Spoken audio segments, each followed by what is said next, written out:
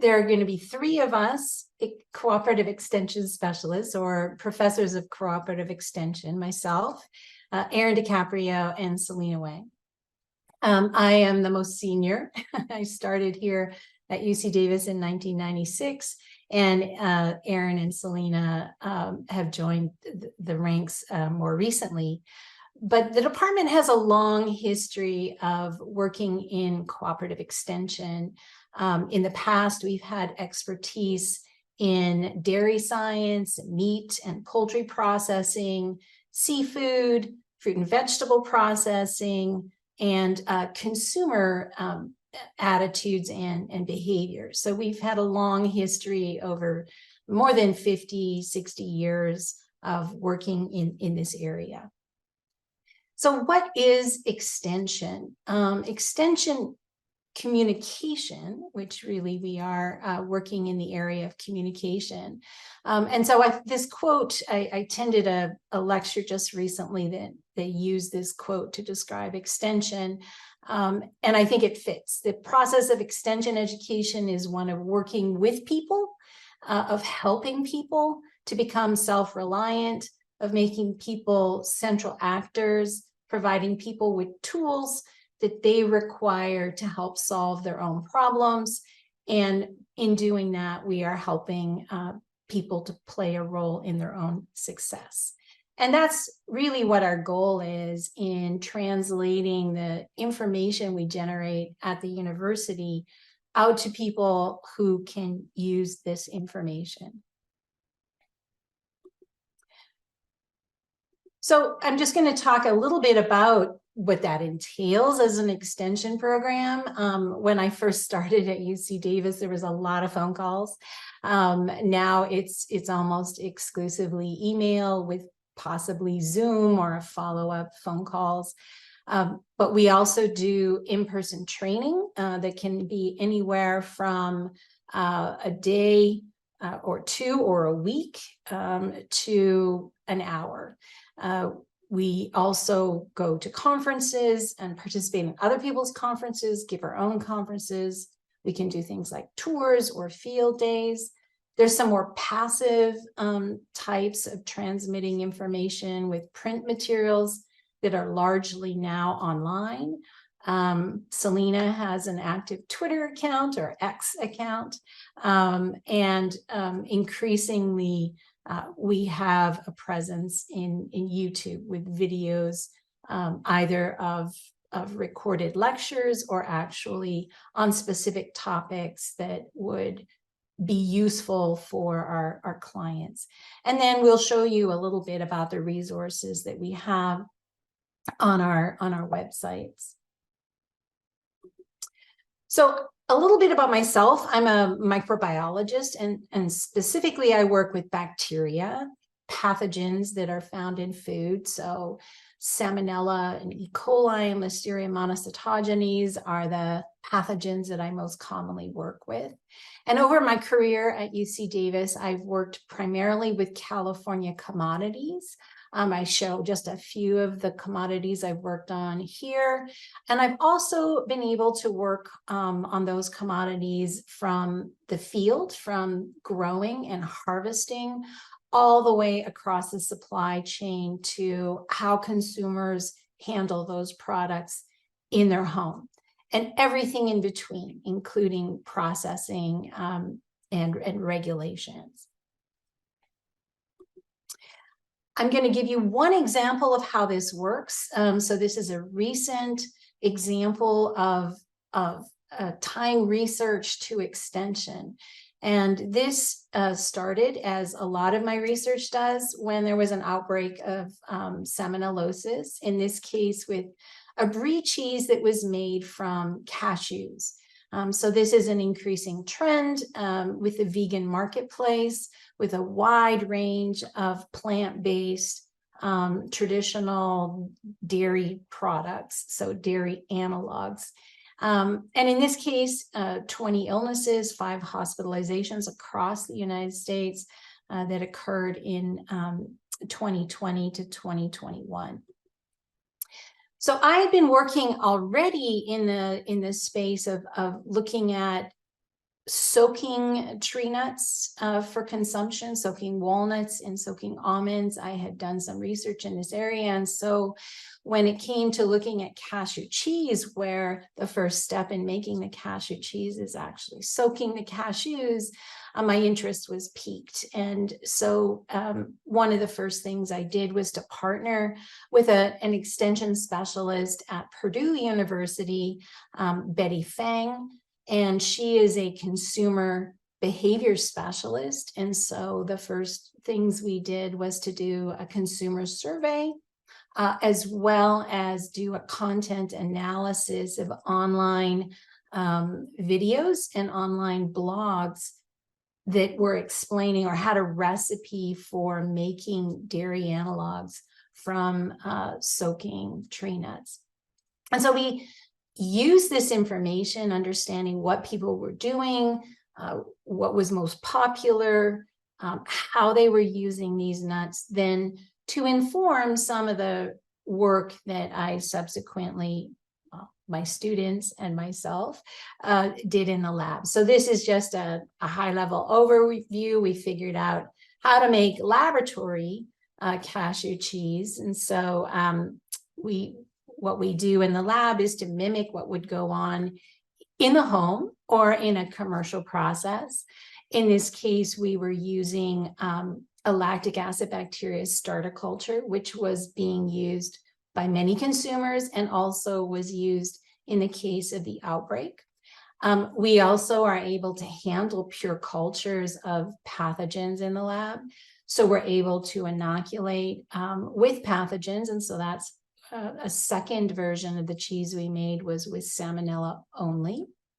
And then finally, the third batch, we looked at making salmonella, a cheese with salmonella and lactic acid bacteria together. And so we essentially went through the steps, inoculating cashews, soaking them, blending them, adding starter culture, salt or citric acid, and then fermenting them.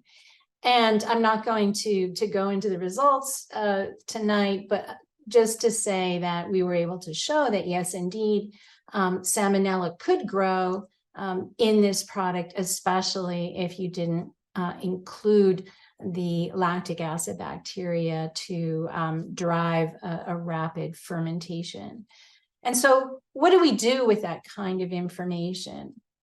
Well, we use that information then to push out that information, translate it into many different types of formats. So we have worked on 4 to 6 scientific publications for our colleagues at other institutions and for regulators to have access to that information. We've given multiple presentations in person and online about the research and what our conclusions are. And that audience has been other scientists, the food industry, other educators, regulators, and also consumers. So we've really reached out to a broad range of stakeholders, not only in the state of California, but all across the country. In doing that, we were put in contact with the British Columbia Public Health Department in Canada, and they had an outbreak of cashew associated with cashew cheese a few years ago. And they were revising some industry guidelines that was going to be released across Canada.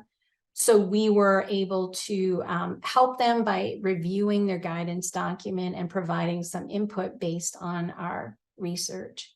And then we're working right now on extension materials, written guidelines for consumers if you want to make this in the home, and as well for small processors like the company that was involved in the 2000 outbreak.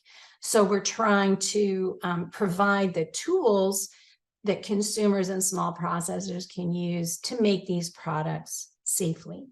So that's kind of captures just one slice of the pie as far as how we work to generate research and then translate that research and then extend extend that research out to a wide range of stakeholders that might need it in order to, in my case, to help prevent future outbreaks of foodborne illness. So now I'm going to switch a little bit to talk more specifically about what we do in the extension space related to support for food entrepreneurs. And in preparation for this evening, I went back and I actually found a copy of my written mid-year review. And this was 6 months. I wrote this 6 months after I started at UC Davis.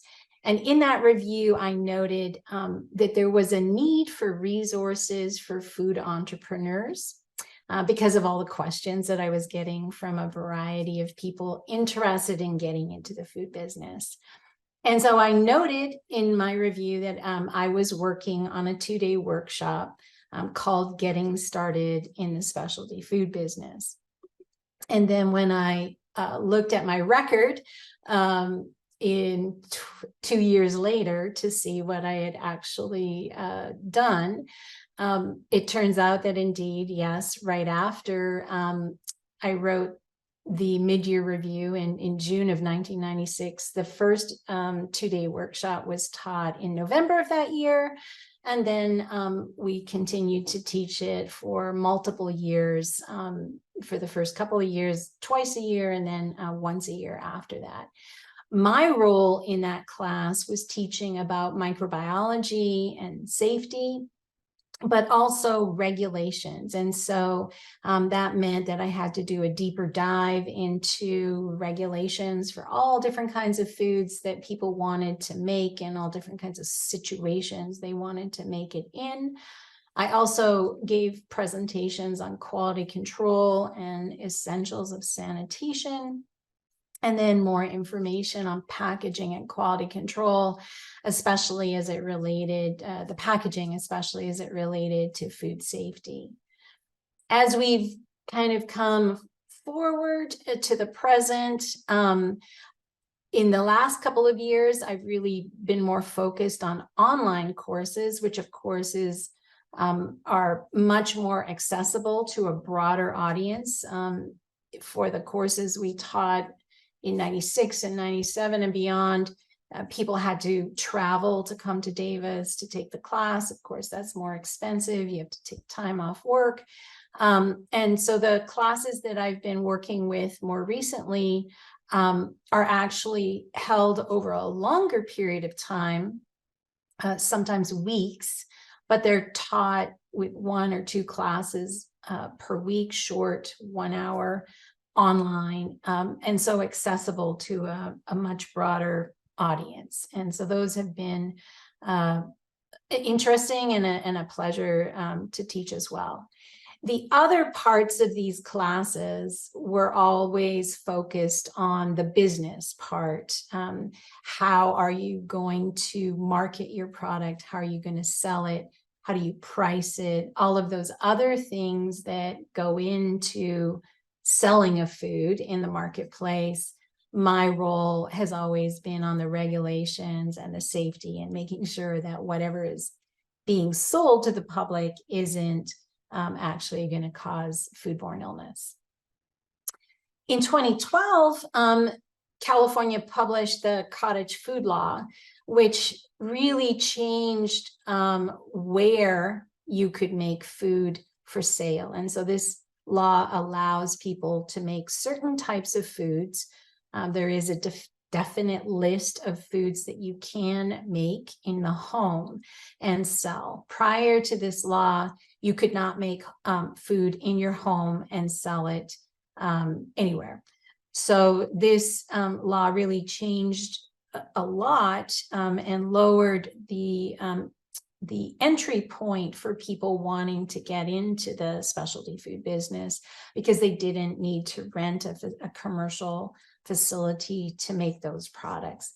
And so when this regulation was published, we then, I worked with my colleagues in agriculture and natural resources in the counties, and we developed a program that is published on this website We looked at all of the different categories that you're allowed to prepare in the cottage food regulation and wrote documents on the do's and don'ts for each of those, all of which are published on this website. I also want to highlight our website, so the UC Food Safety website. I started this with my assistant, Zan Gates, and when Erin joined our team in 2016, she became an integral part of maintaining this website. And so it has a lot of information on a lot of different topics, but for people getting into the food business, under the processing and distribution sub-tab, you can find all sorts of relevant information, an entire tab on starting a food business, but also a lot of information under product types, a lot of links to various regulations. And then the one that says food industry contacts gives is a database of all sorts of information for contacting companies that provide services to the food industry. Under these tabs for getting started in the specialty food business, I want to highlight a couple of things. So for example, my colleague Nina Parkinson, who also works in associated with the food science department at UC Davis, we have a publication called Is Your Product an Acidified Product? And since we're talking about pickles later on, pickles are an acidified product, and this is one of the more popular types of products that people prepare for when they get into the specialty food business. And so we always get asked questions about this, and this document walks you through the questions you have to ask to see if you are considered an acidified food or not.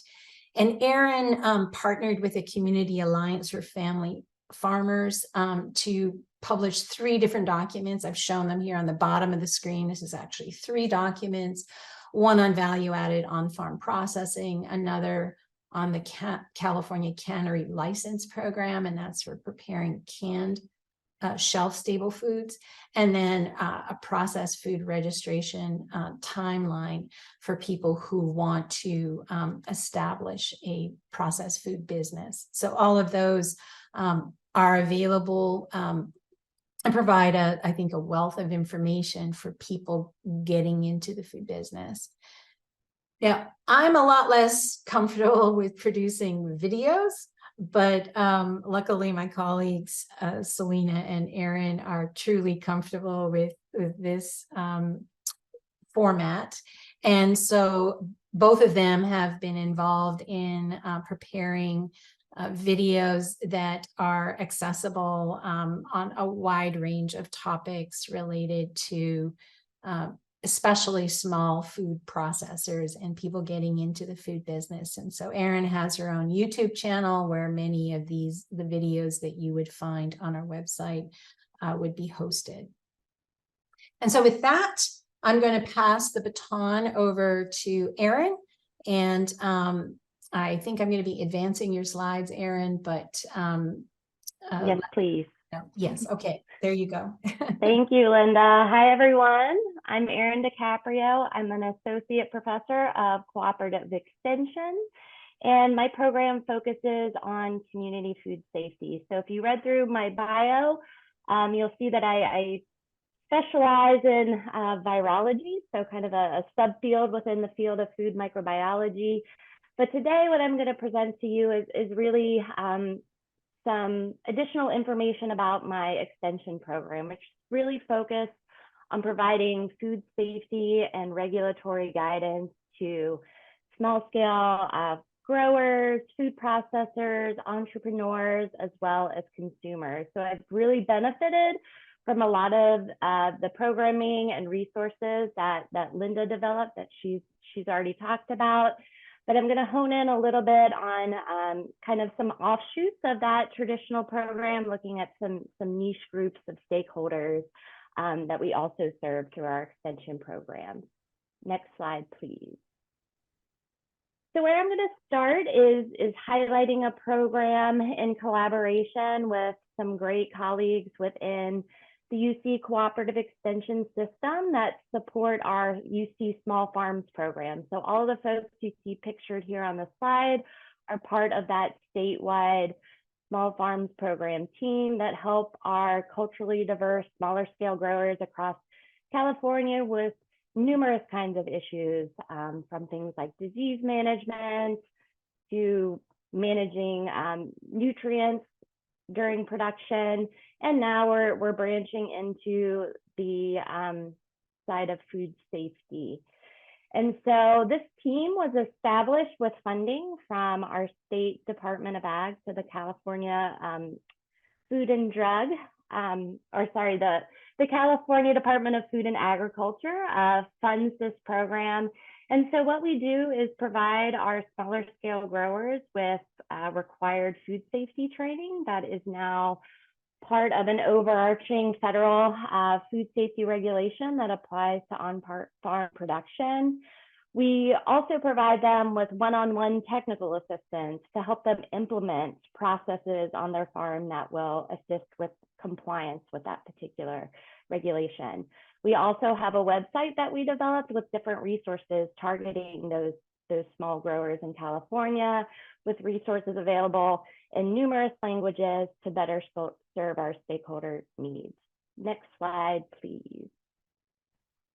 Another really important partner in our work on the consumer food safety side is our statewide Master Food Preserver program, which is also part of our UC Cooperative Extension system. And so the UC Master Food Preserver program goes out into their communities and teaches the public about safe methods for food handling in the home, with a major focus on safe methods for home food preservation.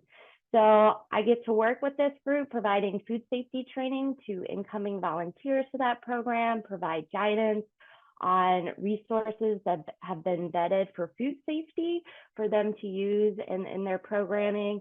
And more recently here, I'm just highlighting a project that I had in collaboration with Professor Maria Marco in the Food Science and Technology Department here at UC Davis, looking at developing new resources for fermentation for consumers to use in their homes. So we actually launched this project during lockdown, during the COVID-19 pandemic, to engage with students to actually do some of these fermentations at home. We evaluated the safety, as well as that a little deeper dive into some of the microbial diversity in these smaller scale fermentations.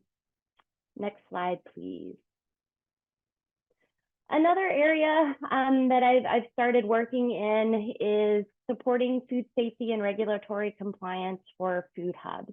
If you're not familiar with a food hub and their functions as a business, these essentially serve as produce aggregators for smaller scale growers within a community, thereby giving greater market access to those growers. So they'd be able to sell to hospitals, larger institutional buyers by aggregating the harvest from multiple growers in one location. And that's really the goal of these food hubs, is to expand that market access for growers within their community. So working with partners in the UC Sustainable Agriculture and Research and Education program, we were able to engage with these food hub practitioners and actually do on-site visits and help them evaluate their food safety programs. We developed a webinar series specifically targeted to food hubs, addressing some of the food safety and regulatory concerns that we had encountered in those on-site visits. I've also learned the importance of peer-to-peer learning in my extension program. So this is the first project where we really actively engaged with food hub practitioners and had them be the ones teaching, sharing their experiences, any challenges or successes they'd had related to food safety and regulatory compliance.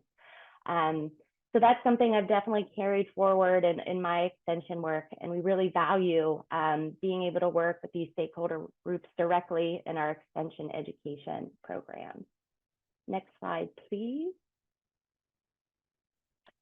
We also get contacted by folks working in novel product spaces. And so this next project I'm going to talk just briefly about is related to an emergence of interest in products based on elderberry.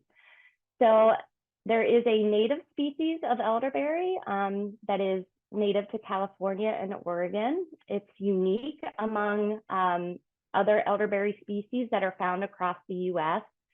And a group, again, with the UC Sustainable Ag Research and Education Program was investigating the potential to use these elderberry plants as hedgerow plantings to promote sustainable ag practices in farming operations, as well as potentially serve as a value-added product line for the growers that incorporated them into those hedgerow plantings.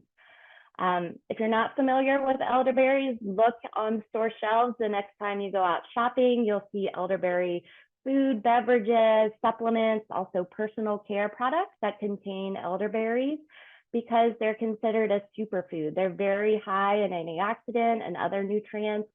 And so folks are really interested in incorporating elderberry in their diets as well as in their health regimens. But there are some unknowns related to the safety of elderberries and how they're grown, harvested, and processed post-harvest.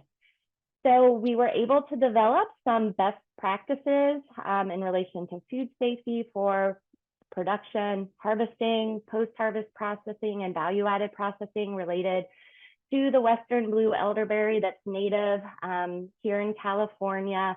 We held a really wonderful workshop just this past August where we took participants out to our UC Davis student farm where we have wild elderberries growing.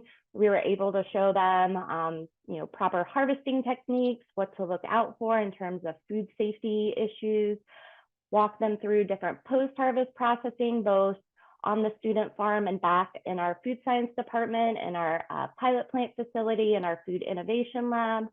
One of the things that we do know about elderberries is that the stems, leaves, and unripe berries can harbor hydrogen cyanide precursor. So really important that those berries are destemmed, that there aren't any unripe berries or leaves or stems incorporated in products that are going out to market.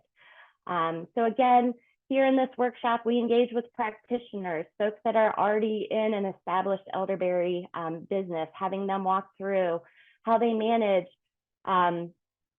acquiring destemming equipment for their operation, how they navigated food safety regulations in California, and learned about the risks and how to manage those in this unique subset of products. Next slide, please. And the last thing I'll talk about is just some work that we've done in the community to help address an issue that was actually brought to me by some folks within the UC Cooperative Extension system that were working with gleaner organizations. So these groups that go out into the community or go into unharvested produce fields and recover that food for donation to the food insecure. And one of the issues they were kind of hitting up against was around, food safety regulation and where these gleaning organizations fell within the scope of food safety regulations. And for me, this was a really great learning opportunity because initially we had a study designed to sit down and have focus groups with gleaners, food banks, food pantry employees, and really hear what they had to say about food safety regulation. And what came out of that was a number of different state, federal regulations that either had direct or perceived impacts on their operations. So as a team, we were able to develop kind of a strategic plan to a path forward, how to get around some of these barriers and make it easier for these organizations to take food that ultimately would be wasted and get that food into the hands of someone that needs it.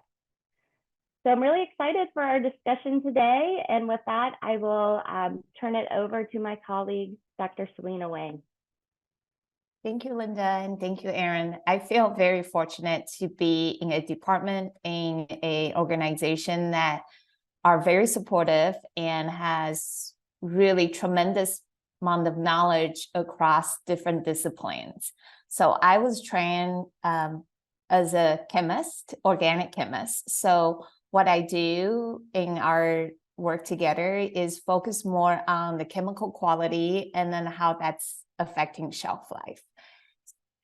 So I can talk about some of the research and extension program in my group. I don't want to take too much time because I know you all have questions and we have more speakers. And so I would just summarize all of my research and extension into one little slide.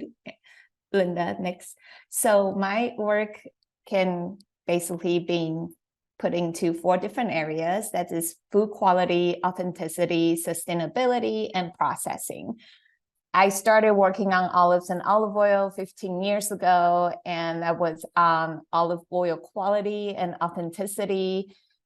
But my lab and my research program and extension actually covers a lot more than that, although we do have expertise in lipid oxidation, which is why we have focused a lot on olive oil, avocado oil, high lipid foods such as almonds, walnuts, and pistachios. We've also worked on refined oils such as high oleic sunflower oil, high oleic safflower oil, soybean oil, canola oil. We also work in other crops in California, such as tomatoes and grapes, grape byproduct from winemaking, and duckweed, which is an aquatic plant that is very, very high in protein, and we're looking at as a source of alternative protein. So we look at quality, we look at authenticity, we look at sustainability. A lot of that work is focused on making valorization of agricultural byproducts, as that is contributing to a part of our environmental problems. And we do think there's quite a bit that we can do to address this as we are facing incredible climate change challenges. We also work on processing in the sense where how do we process things more efficiently, then we can reduce agricultural food waste and we will have less waste product to deal with. We also look at how to process foods to maximize nutrition as well as yield and shelf life. So the food industry has adopted a lot of methods to minimize spoilage with the use of natural preservatives, novel processing systems, refrigeration, packaging material. But these techniques are not able to control spoilage if the incoming material is not of high quality and if they're handled under good sanitary conditions. So here's a picture of some olives that you can make olive oil from. Linda, picture of olives. So on the left side, these are rotten olives. There's no way you can make high quality extra virgin olive oil from. To make good quality olive oil, we need to start with good quality olives. So that's more like the picture on the right side. On the left, the olives actually start fermenting before oil extraction. So the oil is going to have sensory defects. And this is also one of the reasons why if you eat olive oil, fresh extra virgin olive oil, it doesn't really smell or taste like the olives you eat. It's because the olives you eat, if they're fermented and they have their fermentation flavor, and fresh olives, olive oil that's made from fresh olives should not have any fermentation. So in all these cases, the shelf life of many foods can be extended if the foods are prepared to minimize bacterial contamination before final processing. So on the next slide, you can see that we have these resources on our website, which is the sister website to the UC Food Safety website. It's the UC Food Quality website. It's not nearly as developed as the UC Safety website, but we have started to put some information out there. And this is where we tie our extension and research all together, just like Linda and Aaron, and then put that information all available for processors, for people who want to start their own business, and for consumers. So if you have any questions, you can check out the website, and it has all of our contact information. So now we would like to introduce Andrea and Megan to talk a little bit about their pickles. Great. Well, thank you very much and welcome everybody. I'm glad that you're here. We're coming to you from our kitchen, which is where we started our business. And surprisingly, it was a great good segue. Yeah, it was a great trip down memory lane because we had our original brochures from when we took the courses. So it was great to go down memory lane. All right, we'll start into our presentation.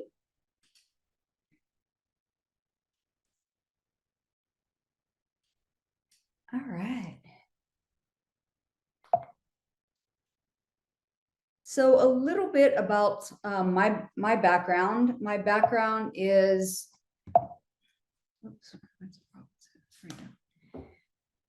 my background is not in the food industry. It's in medical and medical devices. And I moved here from Western Pennsylvania, but I always loved my mom's canning and pickling when I was at home. And so when I moved out here, I'll tell you a little bit more about my journey.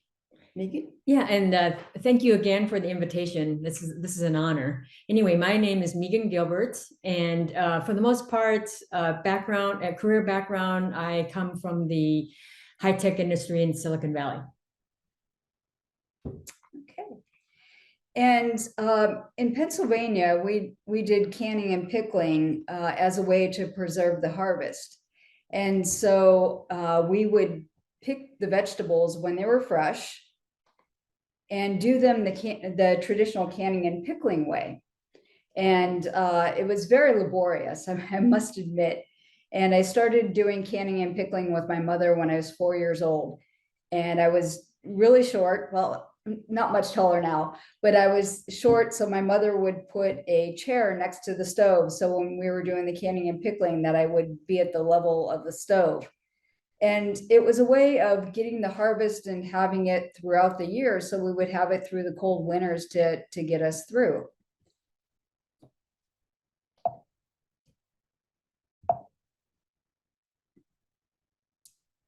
I was missing my mom's pickles when I moved out to California. And my mom would ship me cases of pickles, the traditional jarred pickles. And we had some mishaps. There were some broken packages that came and items that came leaking. And also, I wanted to figure out a way where I could have my mother's pickles out here without doing the laborious canning and pickling method that I had done when I lived in Pennsylvania. So that led to the start of Connoisseur Creations. So in 1996, we started our company, and we're a women-owned company. There were 4 partners in the company at the time. It's myself, and I worked primarily on product development. Megan worked as the vice president on product development and financials and pretty much project management.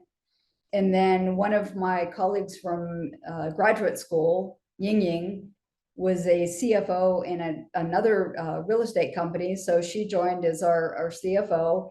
And my mom behind the scenes had helped with the product development.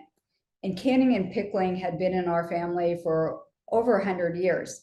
So a lot of the recipes that my mother had were recipes that had been passed down from generation to generation. So the goal of Connoisseur Creations was to figure out how could we create a safe, quick, simple, and natural way to pickle any vegetable with minimal effort, and that they would be ready much quicker. And after hearing some of the other professors talk, our main goal was really not to have any pickles that look like this. The next step that we did is we sat down and we did our business development work, and we tried to figure out what aspects of our company we needed. So we did a SWOT analysis, looking at the strengths, the weaknesses, the opportunities and threats to our company. And we found that we needed assistance with food industry specific knowledge, because none of us had the background of the food industry. We were all good in our respective areas, but not in the food industry. So we looked at each other and said, now what? You know, where are we going to get this knowledge? And it just so happened that this brochure came in the mail, and we received it already after the November class had passed. And so it was about January when we received this and said, wow, let's look at signing up for this. I'll be honest, I didn't even know where Davis, California was. None of us really knew where Davis was, but we signed up, and you know, we realized that this was something that we really needed to take. This is the binder from the original class. We still have it today and use it frequently as a resource guide.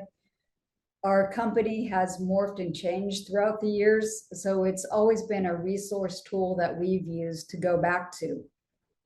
And in attending the 2-day seminar that we did, which was in May of 1997, we learned that about product development. We learned about product safety testing.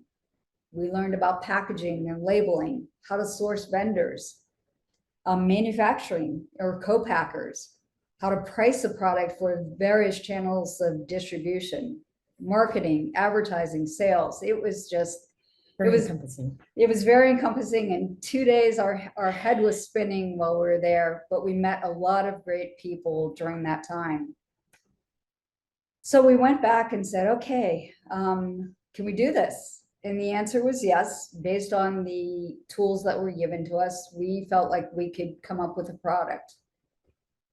So we launched the Quick Pickle Kit, and we're able to reach our goal. So the goal was to have a quick, simple, natural way of pickling any vegetable in a fraction of time and with minimal effort. And safe. And safe. Safety was first. Coming out of the medical industry, you know, I knew that safety was always number one. So we wanted to come up with pickles that were healthy, low in sodium, would stay crispy and crunchy, and be a nutritionist snack for people. Also, I've heard some of the other presenters talk about food waste and food reduction. So pickling is a great way to reduce food waste. Pickles have a lot of uses. They can be used on sandwiches, appetizers, garnishes. Some of the other creative ways that we've used pickle juice, you know, because we say don't waste anything, you know, don't throw that pickle juice away.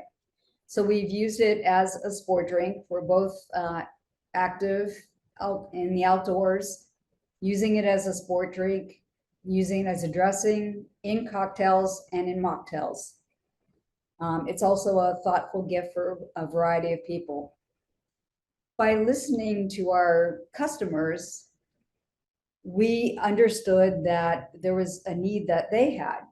And even though the Quick Pickle Kit came with the reusable half-gallon, 2-liter jar, a 44-page recipe booklet, a quick start guide, and 3 starter packets of seasoning, we were receiving calls from people that said, okay, I've used the seasoning packets, now what do I do?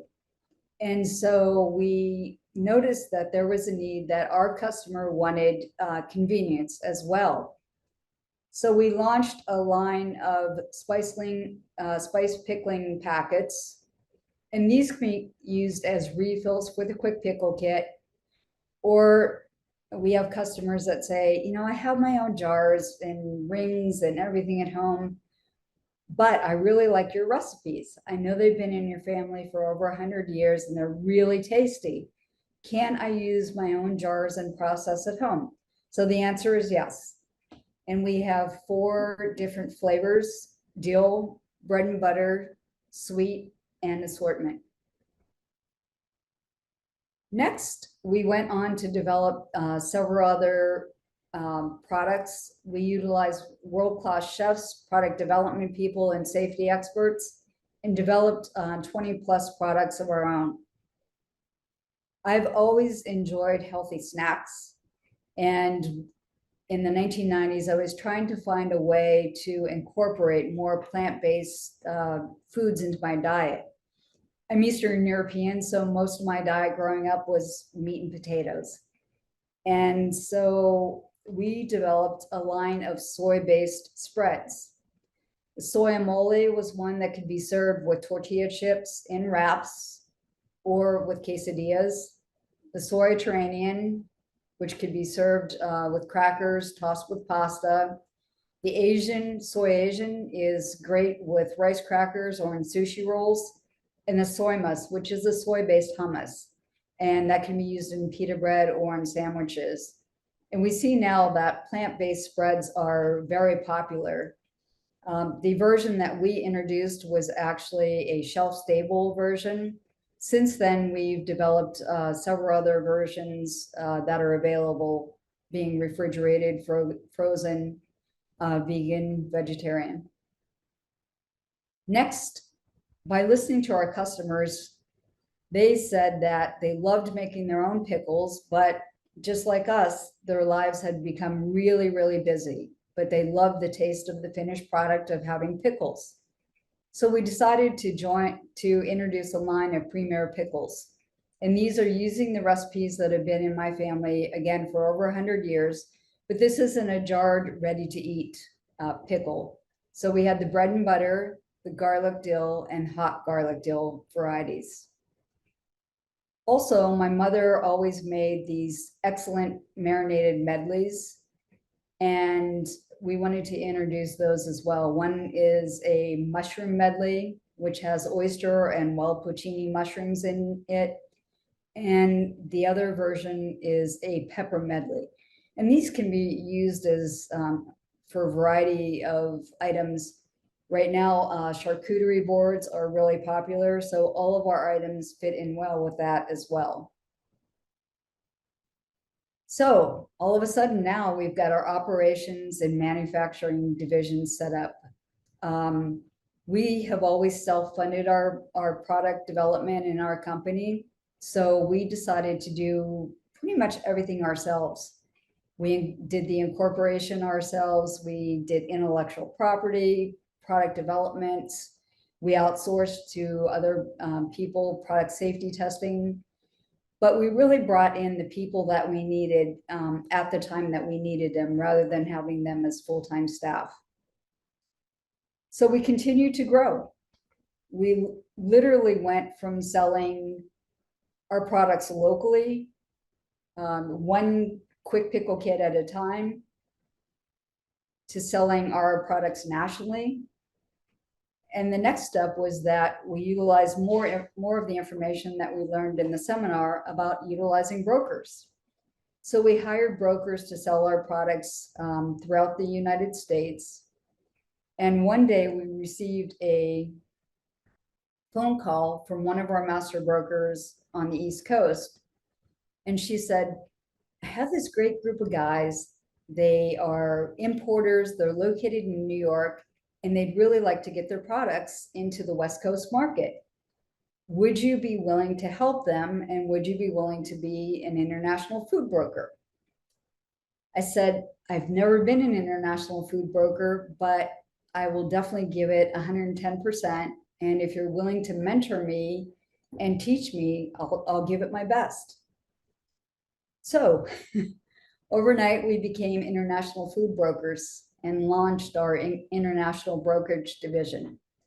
So now we've added all of the gourmet specialty. We have ethnic products that we've added, vegan products, kosher, certified organic products, allergy-free products.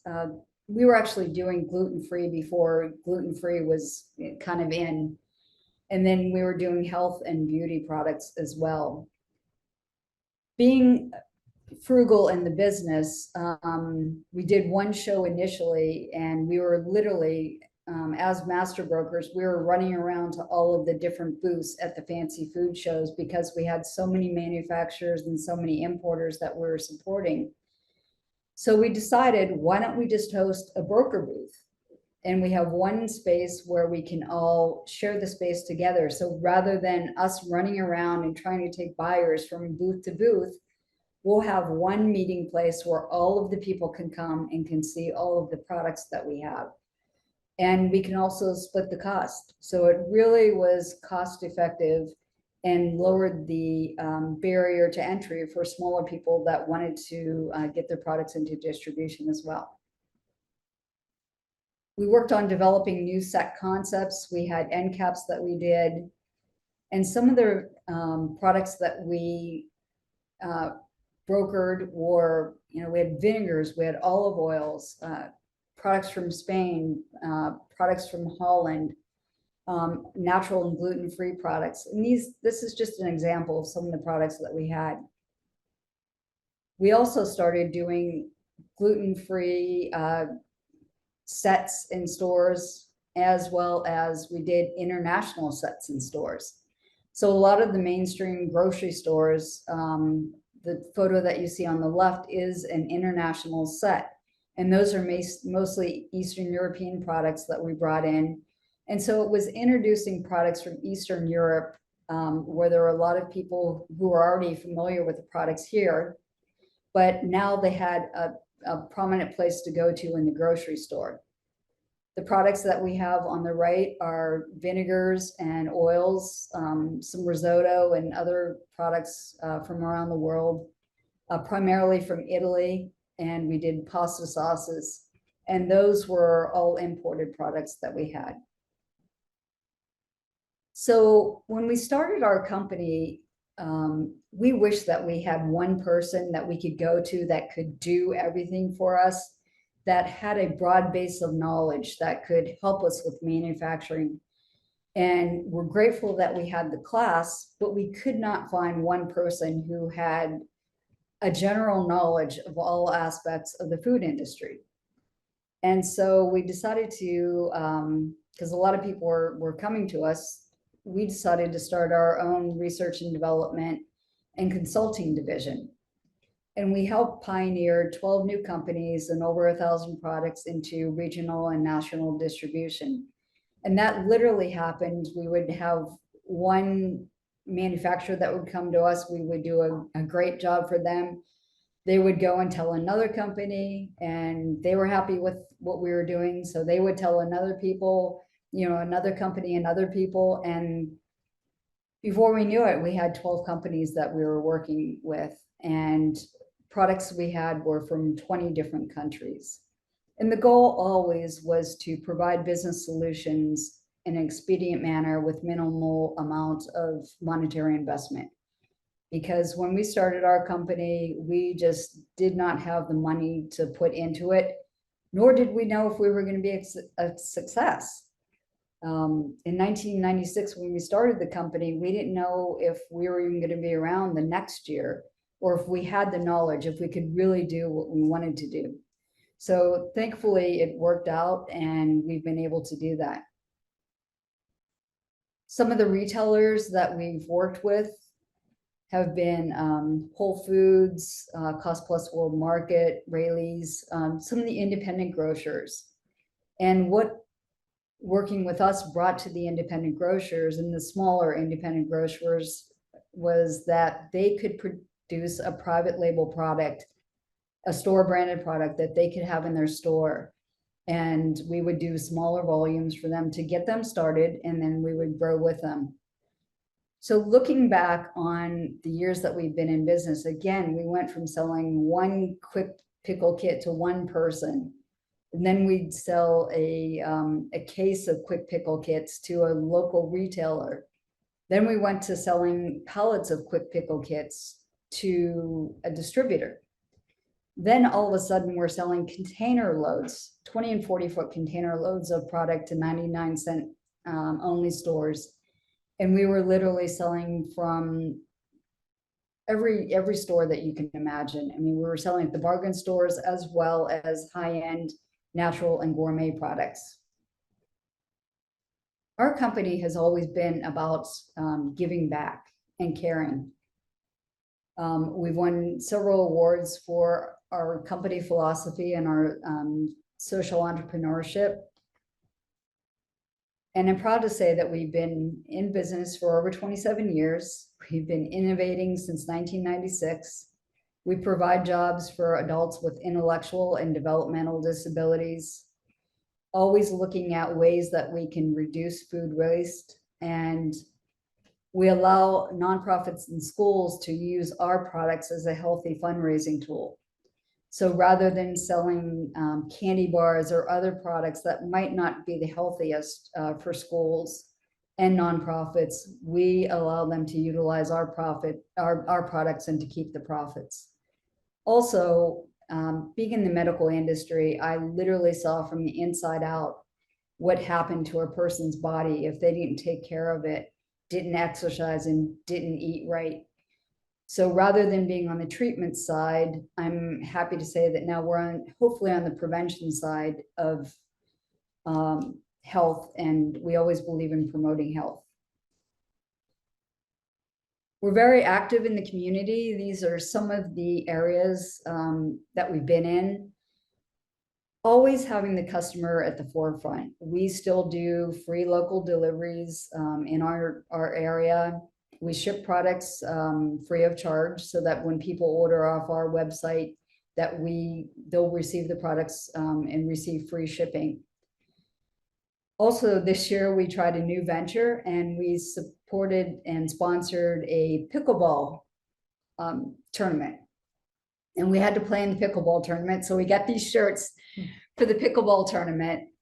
And the pickleball tournament was to provide much needed meals for seniors throughout California. It's called Meals That Connect, also known as Meals on Wheels. And it was really an honor for us to be able to support that endeavor and to enjoy it. Also, the day that we did the pickleball tournament, it was a 2-day event. It was 100+ degrees. So the pickles and the pickle juice really came in handy, and we were literally running around the pickleball tournament handing out shots of pickle juice and giving people pickles so that they could stay hydrated. These are some photos of the adults with developmental disabilities that we've supported. We also believe in teaching students and mentoring the next generation of entrepreneurs that are coming ahead of us. And so we go into middle schools, community colleges, and we also help support colleges as well. We've been in business 27 years.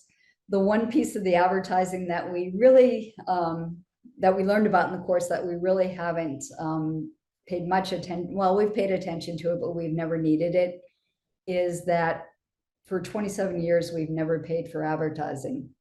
We've just been a company that has integrity, that has very high quality products, that is doing good in the community. It's word of mouth. And yeah, so it's word of mouth, and we've been blessed to have people that believe in what we're doing and believe in our story. One of the most recent ones was a national publication that we were in, American Lifestyle, which is in the middle of the page.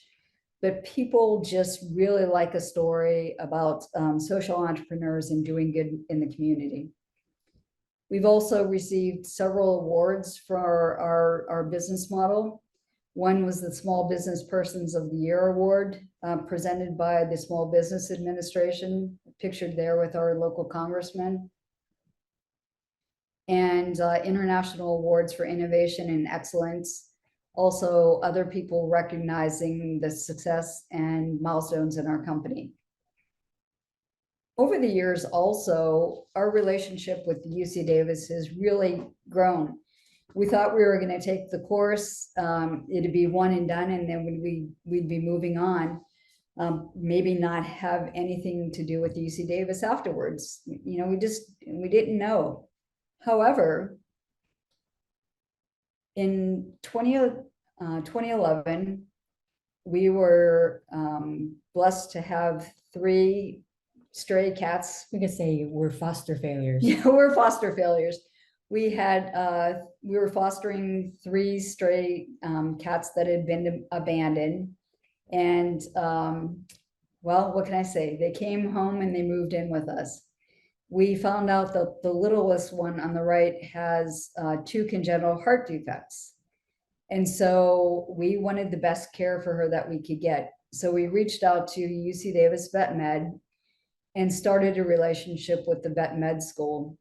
We were so impressed with the quality of care that we received there that we decided that we wanted to leave a legacy gift and to support UC Davis Vet Med and to help with some of the cost of education for our Scholarship. futures of vets. So as we've done that, we've also joined the Shield Society and further supporting UC Davis. In 2017, we had another opportunity to go a little deeper with UC Davis. The fires had broken out in California, and we heard about cats being exposed to wildfires, developing cardiac disease. And we learned that UC Davis had a veterinary emergency response team. Megan and I are both proud to be members of our local community emergency response team and founders of our neighborhood emergency awareness team. So when we learned about the efforts of the VERT team, we said, we've just got to do something to help support them. So we donated the proceeds from one of our products to support the veterinary emergency response team. In 2020, we received a call from the UC Davis Graduate School of Management. 2020 was when the pandemic had just started. And we learned that there was going to be a startup career fair, and that the career fair was either going to have to be canceled or go into a virtual version. So they asked if we would be willing to be panelists at the virtual startup career fair. At the virtual startup career fair, we found that a lot of the MBA students had their internships canceled for the summer because a lot of the larger companies wanted interns that were going to come in person. So we decided that we would mentor 5 interns for the summer. We've only met one of the interns in person, and we did everything via Zoom, and we had a great time. Yeah, 5 months. For 5 months. And it was a great time to allow these individuals to come in and to learn about all aspects of the business. We really were open book with them and let them come in and learn about our company. And we had a great time doing it. It was really fun. So we've been in business 27 years. We sat back and we're trying to figure out, what do we do next? What are the market opportunities that we had? The products that we have are all plant-based, which the market is growing. They're healthy, tasty, gluten-free, low-sodium snacks and condiments. And when we looked at the numbers of the market potential, they're staggering. And looking at the potential of our products, and we're currently a 2-person company, and we outsource for everything that we need. So we decided, wow, what do we do? Should we scale up? And what we decided is that it's time for another company to take our products to the next level. And we're happy to help them. So we're looking at some point in the future, transitioning our company and allowing someone else to have the opportunity to take the products and to take them and to be able to reach the market potential. We also have several other ventures, social entrepreneurial ventures that we have. Always at the forefront is, something happens, how can we give back? So these are 2 of the other ventures that we have. What I'd like to say is thank you. Thank you to Linda. Thank you to your staff and, to everybody who came before you. Thank you for the vision, Linda, to have the opportunity to start this program that has benefited us and so many others. And yeah, so it's really been, we've utilized the tools that we had in that class, and I'll put up our information. If anybody would like to reach out to us, feel free to take a screenshot of this. You're welcome to reach out to us, but Thank you. Thank you so much again. Well, thank you for sharing your story. It's a wonderful story of a journey that's taken many turns. You know, I'm pleased that I was able to play a small role. I think you are the team that did all of this. I was tickled that you had the brochures still. But even more tickled that I took the time to go look at my records to get the dates that I actually took the classes, and that we matched up perfectly there. So it is a true story. Yeah, so we have a couple of questions in the chat. I just want to remind everybody that if you have a question for anyone, you can type it into the Q&A. There was one question on a recording of the webinar. So this webinar has been recorded. It will go up on the RMI website. You know, they're going to clean up the beginning and the end, and I goofed up a couple of times with advancing the slides. But within the next week or so, it will be up at the RMI website, and I think it's also going to be on Andrea and Megan's website as well. So there'll be plenty of opportunity for anybody who wants to re-review the information to have access to that. I did want to ask a couple of questions. So when you were starting out or through all the different directions you took the company, what was the most challenging thing that you faced?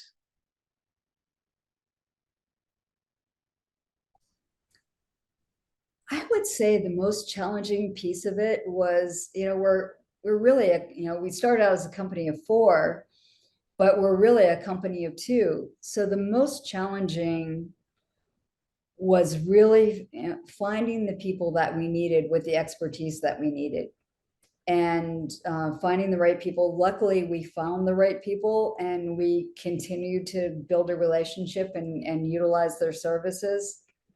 But I think really trying to keep up with everything and doing everything, and everything changes so quickly.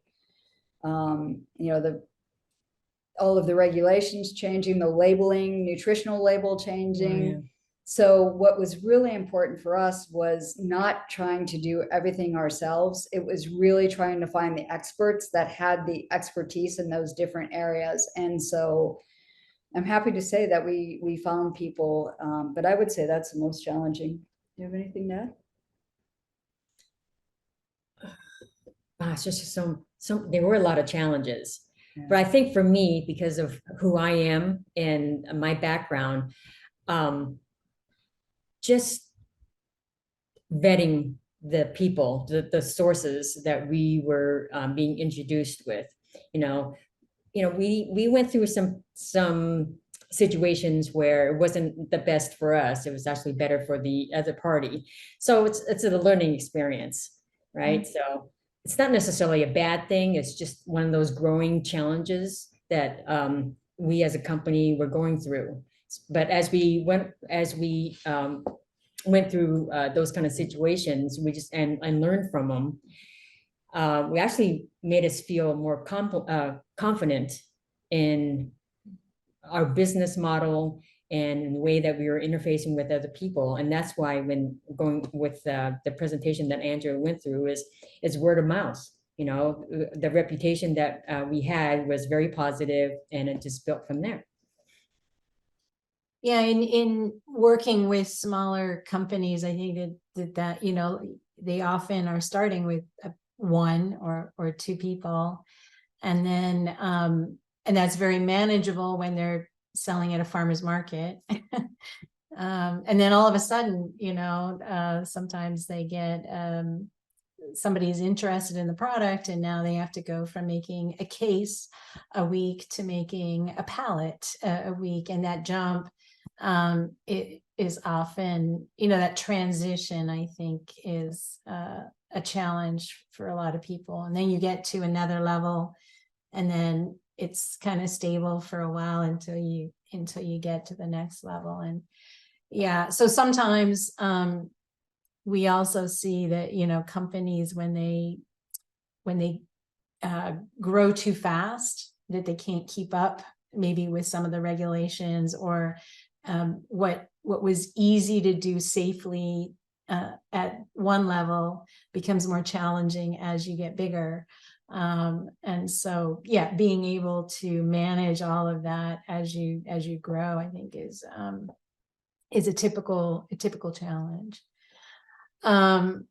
Okay, so I'm just gonna, there's one question that is Erin related, and one question for Selena, but you can answer that, I think, Selena, quickly. Do you have any published data on duckweed? But for Erin, maybe you could talk about, somebody asked us about home canning, that they were concerned about botulism. So Erin, maybe you can talk about some of the resources that we have for people who want to can at home. Sure. And yeah, I appreciate that you're concerned about botulism. That's definitely something we worry about with home can products.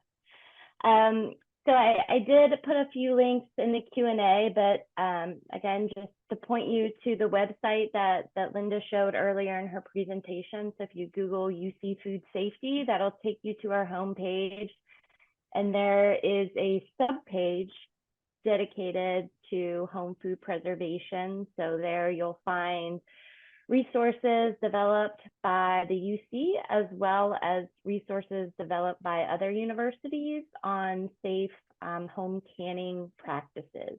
So those recipes that were developed by UC, other universities, all of those recipes and the processes, right? So how long a jar needs to go in a water bath canner or a pressure canner, the ratios of ingredients, all of that is really important to managing botulism as well as other food safety risks with home can products. So we recommend starting with those most definitely, because we know that those recipes and processes have been tested to ensure they meet those different criteria that will mitigate the risk. I also, again, want to plug our statewide UC Master Food Preserver program. So in California, we're really blessed to have this program in multiple counties across the state. I would encourage you on our website, there's also a link to the UC Master Food Preserver homepage, so you can see if there's a program in your county, assuming you're in California.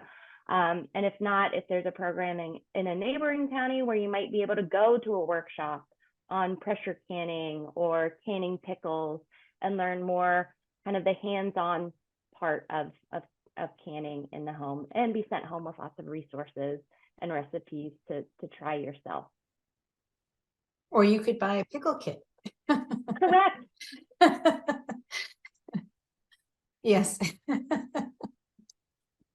Well, I see we're at the 6:45. So I don't know if Dr. Spang, you want to come back on? It's been a really full evening and it's gone quickly. Yeah, the time flew by on this one. I'm sorry we didn't have a chance to answer all the questions, but we do have a bunch of links in the discussion where you can look up further information on pickling. It really is an amazing resource we have through our extension program. So I encourage you to visit Linda and Erin's page that they've worked so hard on. But thanks to everyone. I mean, what a wonderful discussion. Andrea and Megan, your story is incredibly impressive. And it really highlights the impact of the importance of our extension program at UC Davis. It really has that multiplier effect. When we spread the knowledge out of the university, industry can take it to all different places. And I just kept thinking, oh, the places you'll go with pickle power, because it seems like the sky was the limit for you guys. But the other part of the story that's so nice is the reciprocity in terms of supporting UC Davis. And it's really incredible. And we thank you so much for that. It's really, really kind of you. I also want to thank the participants for tuning into the discussion. We really enjoyed having you here.